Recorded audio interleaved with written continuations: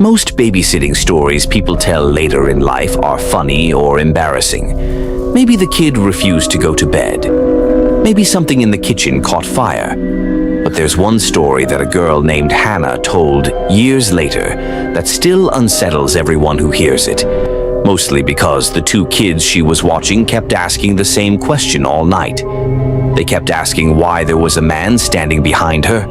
Hannah was 16 at the time and had just started babysitting for families in her neighborhood. She lived in a quiet suburban area where everyone knew each other.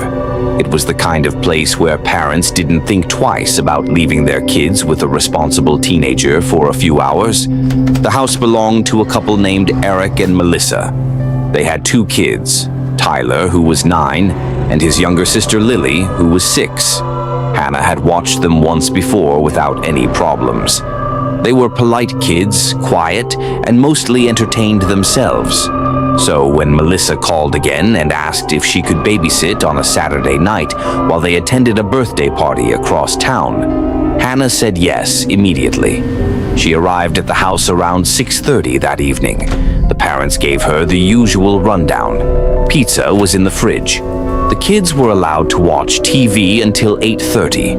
Bedtime was 9 o'clock. And if anything came up, she could call either of their phones. Nothing about the night seemed unusual. Before leaving, Eric joked, "They'll probably just play video games the whole time anyway." The kids barely looked up from the living room floor while their parents talked. They were building something out of plastic blocks. When the front door closed and the parents' car pulled out of the driveway, the house felt quiet but comfortable. Hannah sat on the couch while the kids finished their game. Tyler asked if they could watch a movie, so she let them pick one of the animated movies on their streaming account.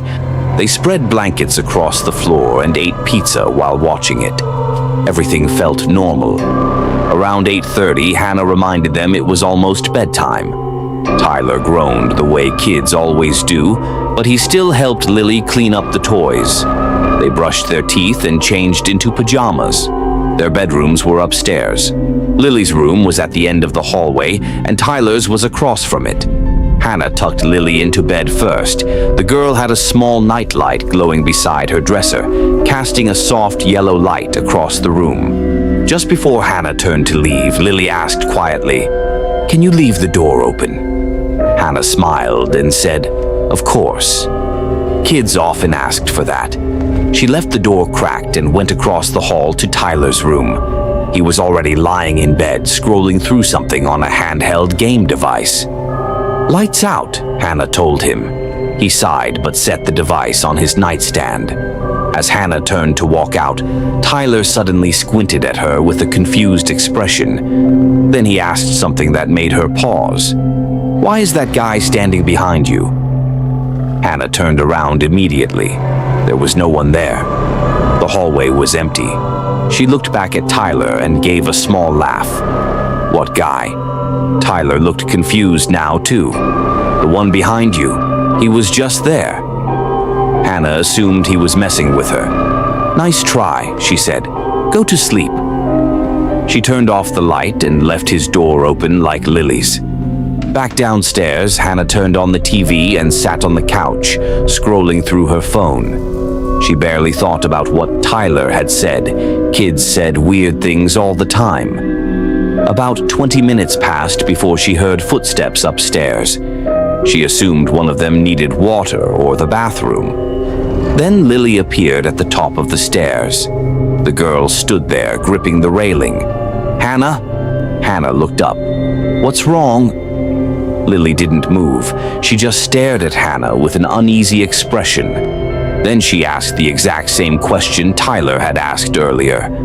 "Why is that man standing behind you?" Hannah felt a strange chill crawl across her shoulders. She slowly turned around again. The living room behind her was empty. Just the couch, the hallway, the kitchen light glowing softly in the distance. No one else was there.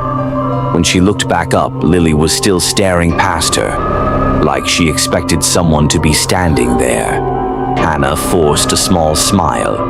"There's nobody there," Lily frowned. "There was." Hannah walked up the stairs and gently guided Lily back toward her bedroom. "Maybe you had a bad dream." But Lily shook her head. "He was tall." That description made Hannah uncomfortable for reasons she couldn't explain. She tucked Lily back into bed and checked Tyler's room on the way downstairs. He was already asleep. At least it looked that way. The house was quiet again. Hannah returned to the couch and tried to distract herself with TV, but she couldn't stop thinking about what the kids had said. Both of them had described someone standing behind her. The same thing. About 30 minutes later, something else happened. Hannah was still sitting on the couch when she suddenly heard Tyler's voice upstairs. It sounded nervous. "Hannah?" She got up and walked toward the stairs. "What's up?" Tyler was standing in the hallway now. His face looked pale. He stared down at her. Then he whispered something that made her heart drop. "He's behind you again." Hannah spun around so fast her foot almost slipped. Nothing. The room was still empty. The silence in the house felt heavier now. When she looked back at Tyler, he wasn't smiling.